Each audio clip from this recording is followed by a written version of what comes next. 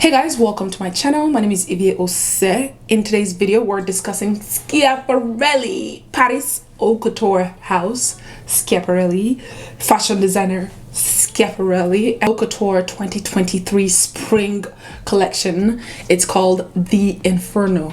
Let's go. All right. So we might, if in case you don't know or you do know, the founder of Schiaparelli is Elsa Schiaparelli. She founded Schiaparelli back in the 1930s. She managed, or 1920s actually, late 1920s. She managed Schiaparelli from 1930s to 1950s before the house shut down from bankruptcy, unfortunately. But Schiaparelli actually came back like 2014, but it was kind of a snooze fest back then. You know, nobody was looking out for Schiaparelli until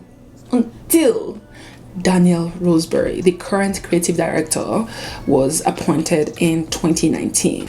Daniel Roseberry was born in 1985 in Plano, Texas, the son of a priest and an artist mother. He and his three siblings were raised in a deeply religious household. I didn't know he was this religious, honestly.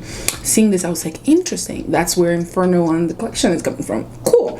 And he's kind of like tied to Christianity and all that. He even considered entering the ministry himself.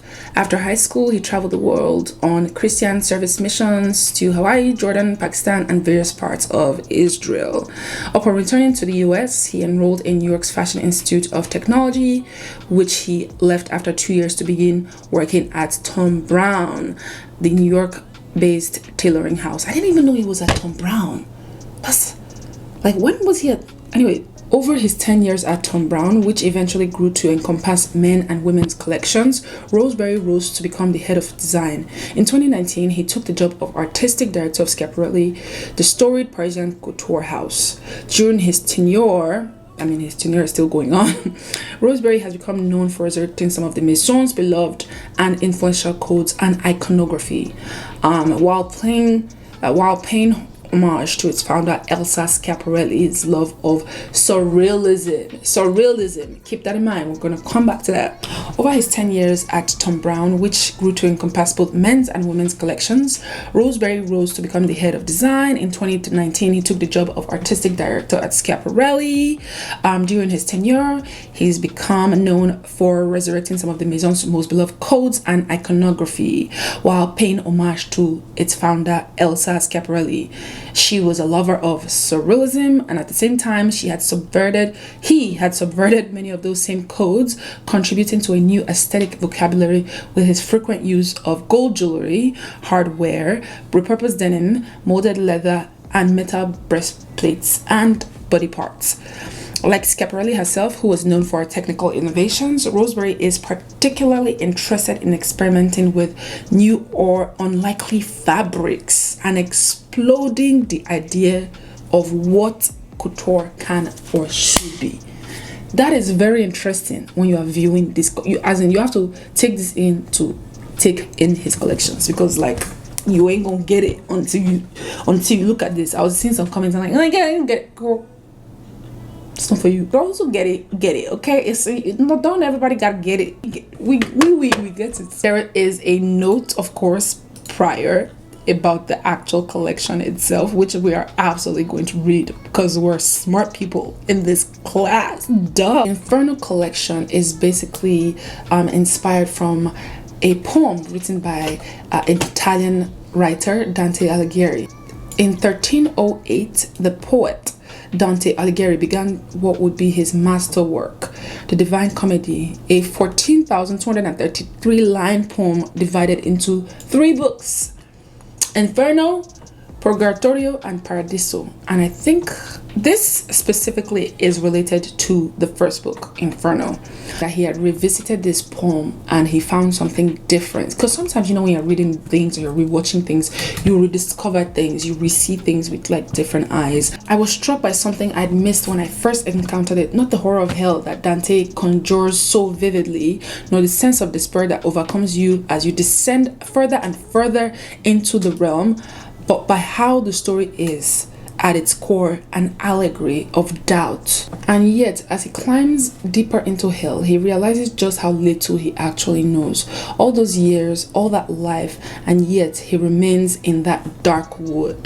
The path he had once walked so surely vanished from sight. And sometimes that's very reminiscent, right? Like, you're just doing things, life is happening, and the things that seemed so familiar before, back when you were younger or whatever, just seem like different now. Like, you're doing the same things, but it's like different, because that's just how life is. Sometimes you're in that dark phase, or in that dark path, you're in the dark woods, as Dante referred it to. What appealed to me in the Inferno wasn't the theatrics of Dante's creation. It was how perfect a metaphor it provided for the torment that every artist or creative person experiences when we sit before the screen or the sketchpad or the dress form, when we have that moment in which we're shaken by what we don't know.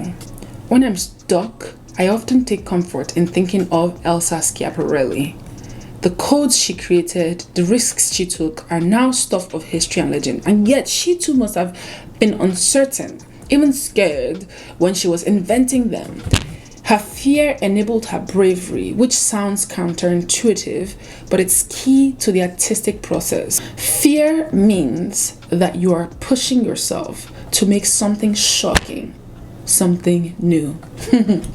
This collection is my homage to doubt. The doubt of creation, the doubt of intent. The twinned, sometimes contradictory impulses to please one's audience and to impress oneself. The ambivalence that is every artist's constant companion.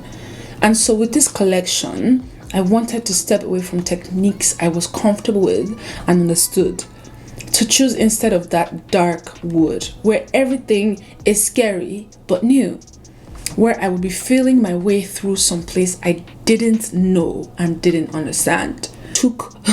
He says he did 3 looks for each of the 9 circles of hell. If you've read the poem or the book, then you might understand what that means. We're not here to discuss the book, we're here to discuss the fashion. I also took direct inspiration from some of his most arresting images: the leopard, the lion, and the she-wolf, representing lust, pride, avarice, respectively.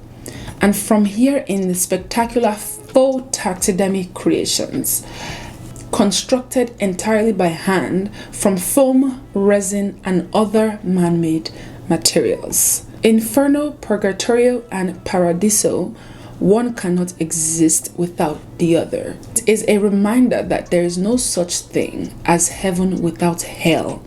There is no joy without sorrow. There is no ecstasy of creation without the torture of doubt.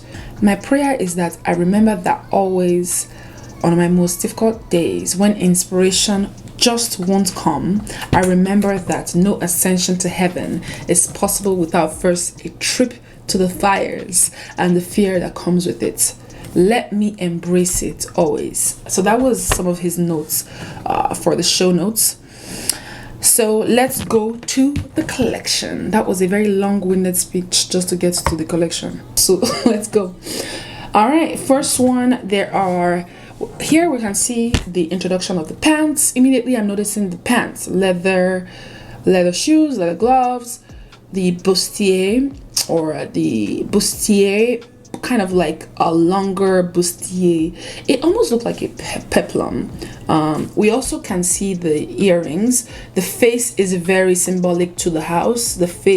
These faces, and they look like faces or masks or whatever you want to call them.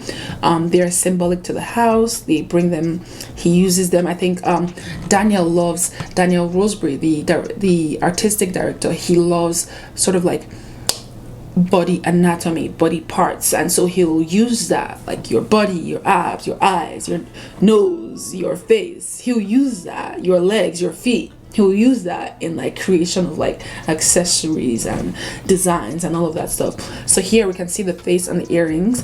We can see that the body is very shaped, almost like that kind of like hourglass, kind of like womanly you know, shape, the traditional kind of like womanly shape. We have the gloves and the pants. I thought this was very interesting to pair these with like culottes.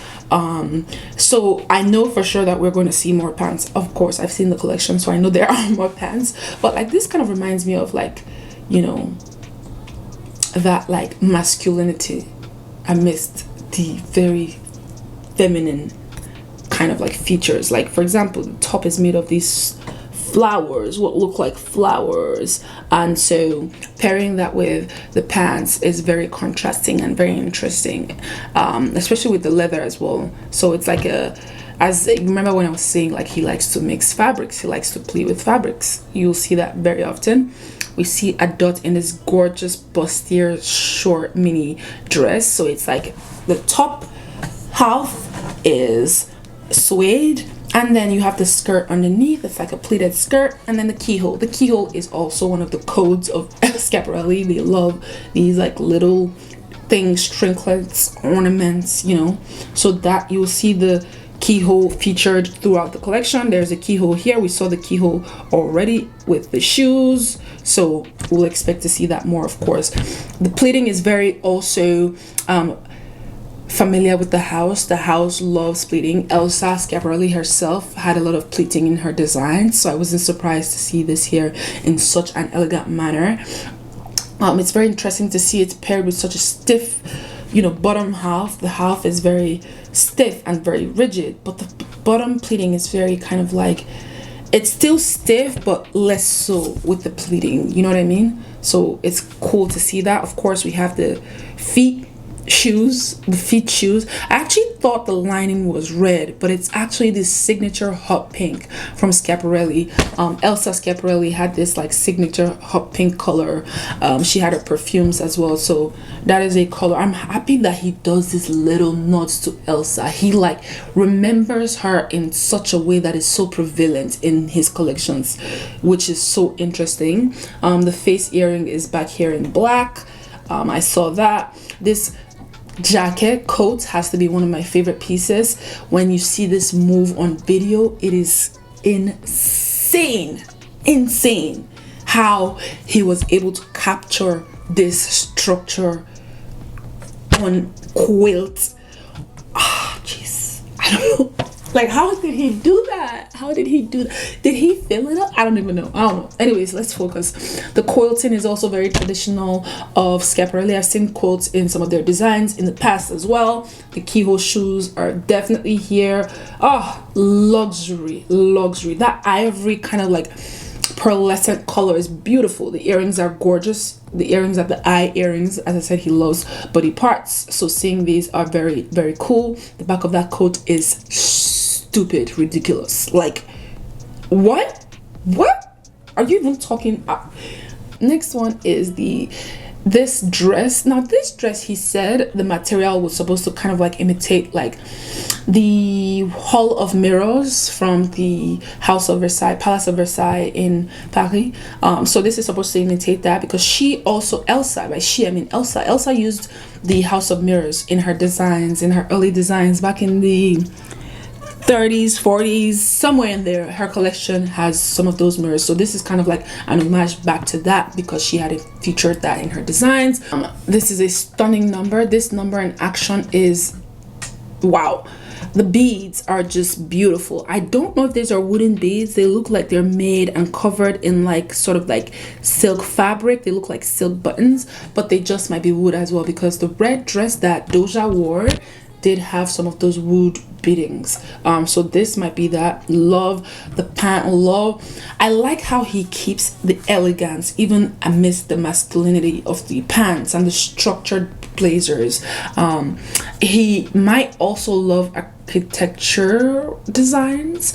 I feel like he would, because I see like, just when you watch the video of this collection and how everything moves so stiffly but so elegantly, that's very hard to achieve. I'm sorry, that's very hard to achieve. This look looks very, you know, it looks okay here, but in movement, like I'm hungry. I'm hungry for this. Velvet material is gorgeous. We see these ruffles here towards the middle. Keyhole shoes or mules. Love that. Look number 7, I specifically he worked with the Pat McGrath makeup team to achieve some of the effects, like for example these gold frames and the gold paints and the gold hair. Love that gold plated just face, you know, just it's giving very much HBIC, you know, it's giving very much glam HBIC. And so I feel like if there was a HBIC in Schiaparelli's world, this would kind of be like how she would look, you know what I mean? Like, and the shape of the top bodies kind of like reminds me of like horns, like the devil horns. So this can be kind of like a bounce back to that as well. This collection was very neutral, very black and white. We did see some pop of color, like earthy tones, green, rustic colors. This snake look, I thought this was very interesting. The body of the jacket or the top looks kind of like wool. It is wool material, like cotton.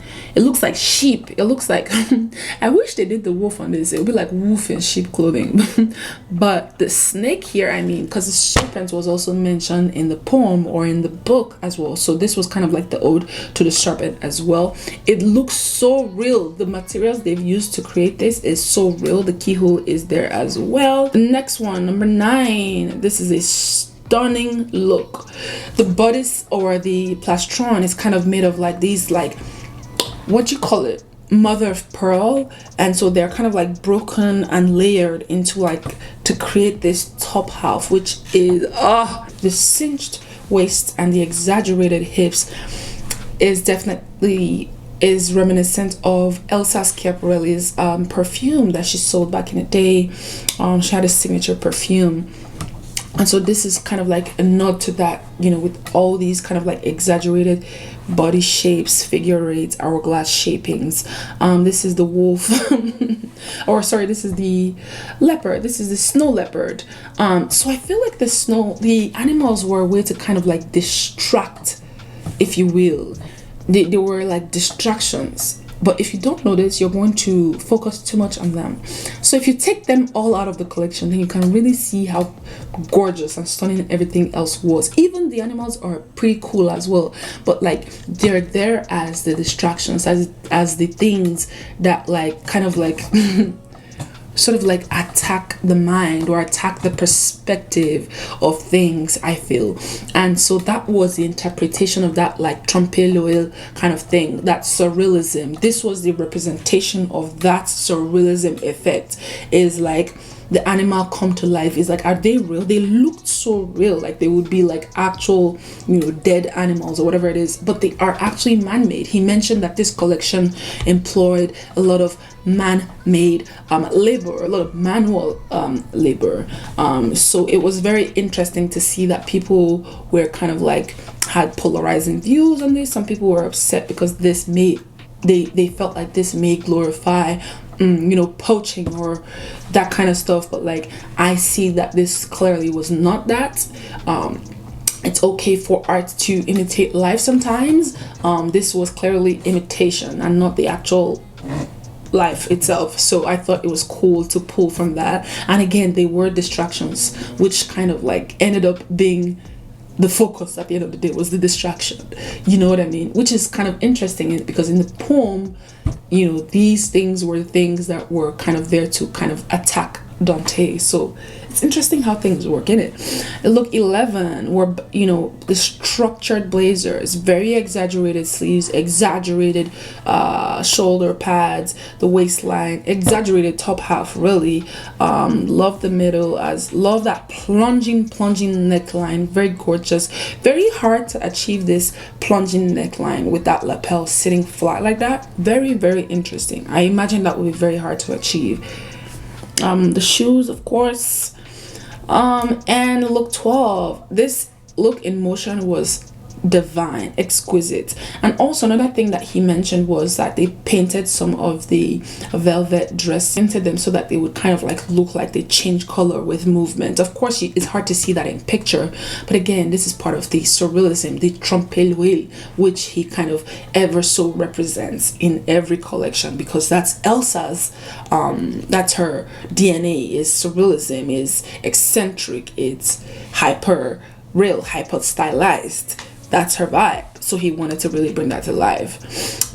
We have these kind of like wooden looking panels, but they're actually like copper. What did he say this was made of? Personal favorite, a giant bust made of copper and patinaed by hand, have been labors of love for the past 4 months. So imagine this look. Wow, imagine how much time this took. Can you look at the beading on this? These are wooden beads. I mean, exquisite. Look like they would be very stiff and very rigid, which everything feels like in this collection. Not everything, but like a lot of the items felt like they would be very stiff and very rigid. But it was interesting how he was able to balance that with the elegance of the shapes of the outfits and the models, and sort of like how they were styled and how they carried themselves and how they walked, and their makeup and their hair, you know, everything kind of like balanced that rigidity out. This look was very okay, look 14. It reminded me of this necklace that Elsa made, which was supposed to kind of like mimic like tablets. I forget the tablets. It was like medicine, like aspirin tablets or something like that. And the beading of it reminds me of that shape of the necklace that she did back then. Of course, the use of velvet. They love velvet. And so for look 15, we have another distraction. I'm calling them distractions. The lion look. Wow, this look got everyone so tight, specifically because they saw Kylie Jenner wearing it. People were not happy about that. Why is that though? Why are you mad at Kylie? Why are you mad at Kylie? What did she do? I mean, it's just a lion and it's fake. Look 16 is very reminiscent of that Elsa kind of like look, or Elsa face, Elsa head. The neck almost looks like a padlock or a keyhole. The model can obviously see from that hole underneath the jaw. The breastplate, of course, we know that Schiaparelli, Daniel, loves the body anatomy, so this is like a whole face, a whole shoulder kind of situation introduced into this look. This suit skirt situation, not my favorite, but I enjoyed the art coming into this one. 17, look, the green number was very interesting. This gorgeous emerald earth tone. I'm not sure exactly what jewel that is, but I love the emerald. It might be an emerald stone, I don't know, but obviously this is an emerald colored look, so I would only assume so. This is one of the painted velvet dresses. As you can see, it looks green here, and it looks like it fades into black, but it's, when I saw it in movement, it looked like one solid color. So like, I guess depending on where the light hits it, where you catch it in movement, the color might change. This look 18, definitely has that horn kind of like shape going off of the bust towards her face. We have the floral detailing on the waistline, which is very beautiful. It's like these earthy tones, green, browns, bronzes. I do wish the skirt was more fitted though, to kind of like further enhance that elegance and that femininity, but like, I get it. I love the purse as well. The purse is really cute. It's like this alligator skin kind of purse with the face detailing at the front. Very, very cute. I love it. We have this stunning, I don't even, stunning is even the wrong word. Sometimes in this kind of, in haute couture, I don't want the design to be like pretty, which is maybe why he's not going the pretty route, because I want it to be grungy and like, you know, I want it to be away from the traditional pretty. I want it to be alien-y. I want it to be different. I want it to be weird. I want it to be quirky. And so with these kind of like exaggerated detailings, the sleeves, the shoulders, that little hip little hip right there, these huge buttons, again, this is very hyper stylized, hyper reality kind of fashion. This is that whole idea of masculinity, but her face is very, very soft. The lines are literally just like going from the top of the suit to the bottom of the suit. Love the stripes. I like that they even use the tie in here and the shirt in there, and the pin detailings, those gold lapel pins, of course, like duh, he would use gold.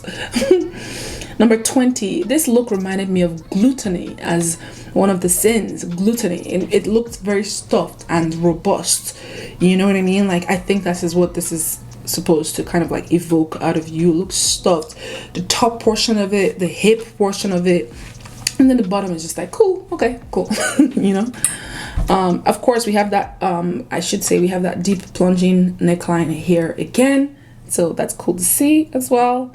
Shoes, of course, and here they were like, forget the top, we're just gonna paint her. We're just gonna paint her gold. Love the jewelry. Again, they love jewelry in this house. They love the jewelry, love the earthy tones.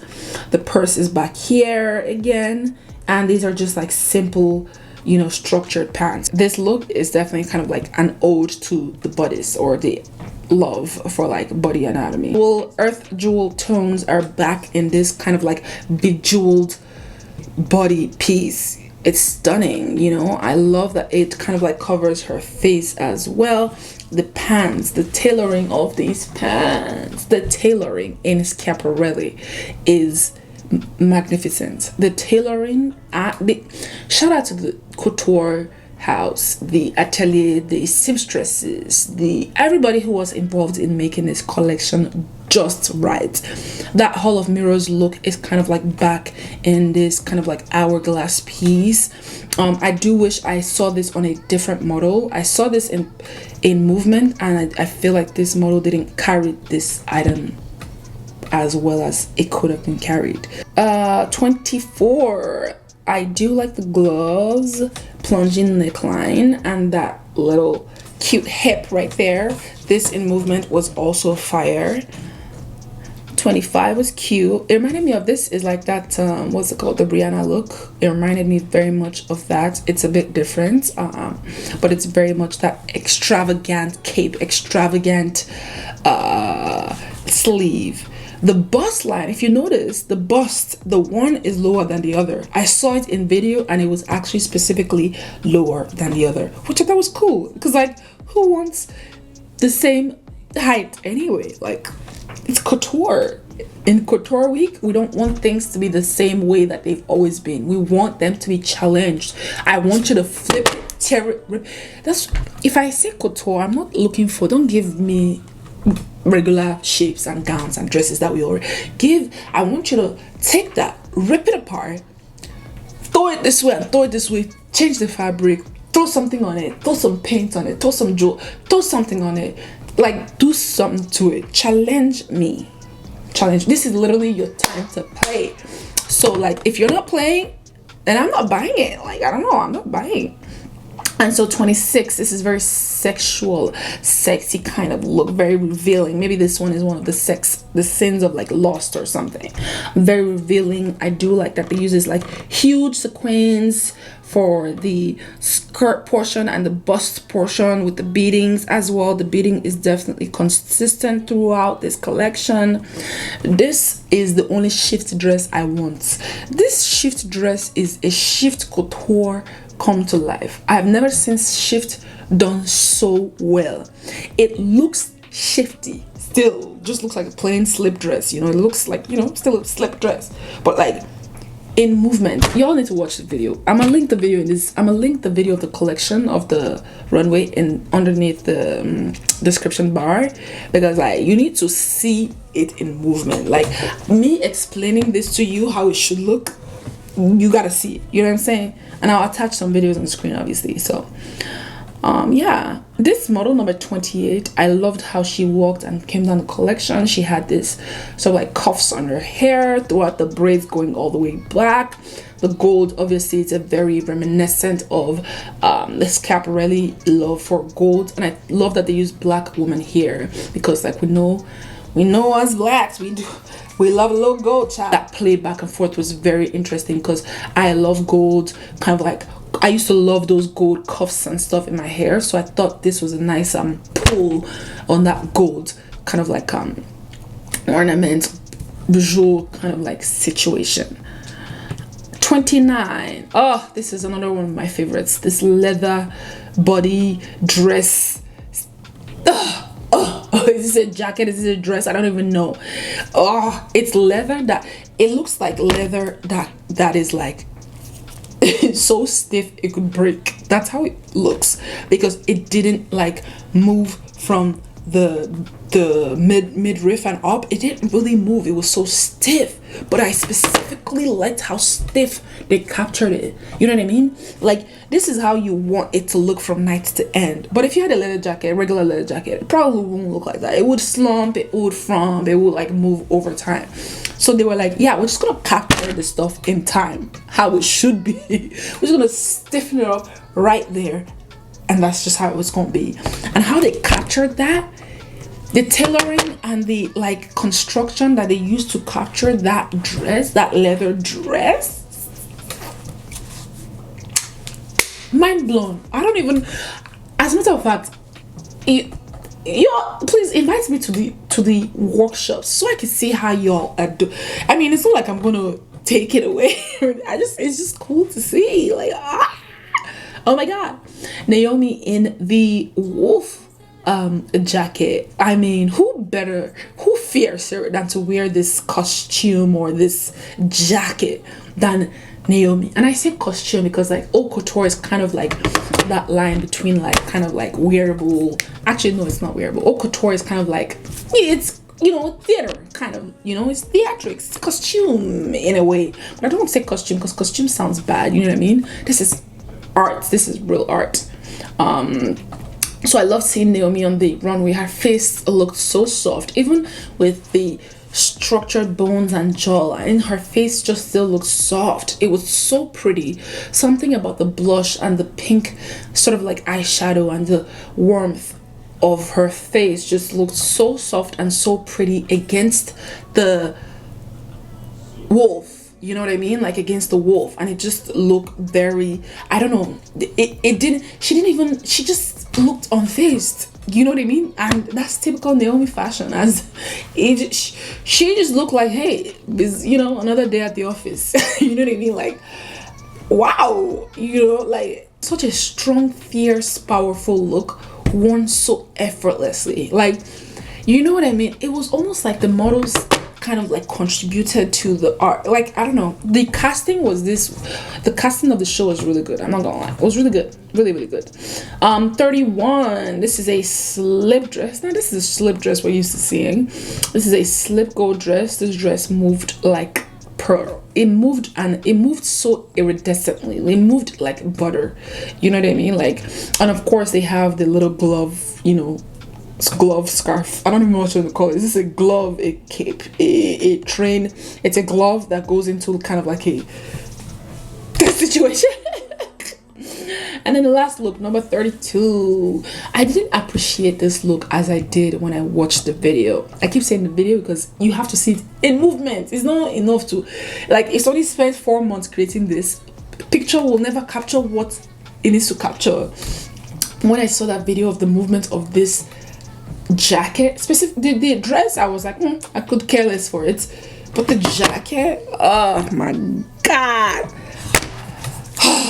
It was like a stole scarf situation because Elsa wore scarves like stoles often, so I think this was kind of like that, kind of like a scarf reimagined into a jacket and then it ruffles in the back. It was give it.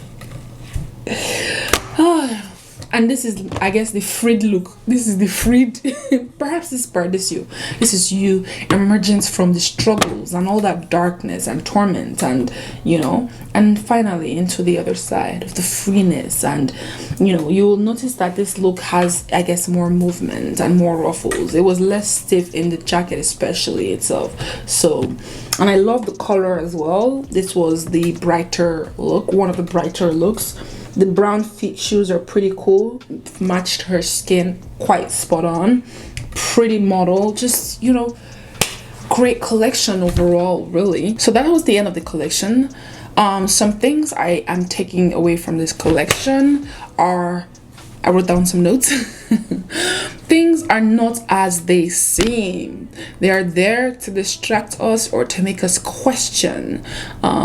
Daniel Roseberry called some of those things like arresting, like the images of the animals, the wolves, the lions. Those images are very arresting in a way because they make you kind of like pause, and you can easily get distracted, or you can pause for a second and question it and use that to sort of like help you figure out which direction to take. Even if directions are kind of like unclear and muddy, you can still make a choice. You can pause and reflect. And you know, especially as a creator, when things are going so left or just seem to be harder than they are, or just like the familiar being not so familiar anymore, I think this collection it gave me a perspective of like hope and like, you know, hope, you know, that like everyone goes through this and there's definitely light on the other side. This was such a beautiful collection and a beautiful way to kind of like showcase that, from kind of like coming from the darkness into the light, going from darkness into the light. It was such a beautiful way to kind of like showcase that journey, way to do surrealism, using these extended features and faces and parts to kind of like create that surrealism, and the idea of the animals, the encounter with the wolves, the leopard, the lion, the snake as well, the serpent at some point comes into play too. Doja's commitment to fashion is something that is really appreciated by the fashion girls, the fashion gals and guys them, because like she doesn't worry about being pretty and perfect and all these other things. I love that her style is now grungy and this kind of like alien, just, you know, moody or this. I just like it. Sometimes like ugly is pretty to me. Ugly is fashion. It's art. Like I don't need it to be perfect round edges and just flowers and just perfect. No, I need it to be provocative. I need it to make me feel something, and her looks make you feel, you know what I mean? Like, to me, that's art. It makes you question, it makes you wonder, you know, it stirs something up inside of you, you know, that you have to wonder if you should wrestle with or kind of just like conform to, you know what I mean? Because maybe the definition of pretty should be explored, you know what I mean? Like maybe just traditional shouldn't be so traditional. So I appreciate her artistic side. She's already so amazing with music, so of course fashion is just like right there, you know. So shout out to her and her team for just, that was amazing. And now, you know, everyone's talking about it. You know, that's the thing with fashion shows these days. You have to do these sort of like outrageous and outlandish to catch the people's attentions, to get the people going. So saying that, we're going to close with some of the notes. Elsa always promised surprise in her work. Over the years, people have learned to come to Schiaparelli in a spirit of wonder. You don't know what you're going to encounter here, but you know that the story will be different each time. This season, we concentrated less on deliberate artifice, such as our signature hyper-stylized anatomy bijou, and more on blurring the lines between the real and the unreal. Mimicry, like, is that a real lion? becomes its own form of surrealism in this collection, such that you're never quite sure who made the piece you're looking at. Was it nature or was it man? Yet at the same time, we've prioritized and spotlit the artist's hand more than ever before. A knife, rock cut, earthy jewelry, hand-painted, gold-veined alligator, secret and face handbags. If Dante learns how much life can deceive us, especially a life we think we know, then these clothes echo that deceit, reminding us of the necessity of occasionally finding ourselves somewhere we're forced to recede our assumptions. Wow. profound. I ain't got nothing else to add to that, you know. I hope you take something from this video. I hope you do. I hope you, yeah. I'm just gonna leave it there. Thank you so much for watching this video. My name is Ivy Osegin. Please don't forget to like, subscribe, comment, share, and let me know your thoughts. Thank you so much for watching. Take care. Bye. Peace. Peace.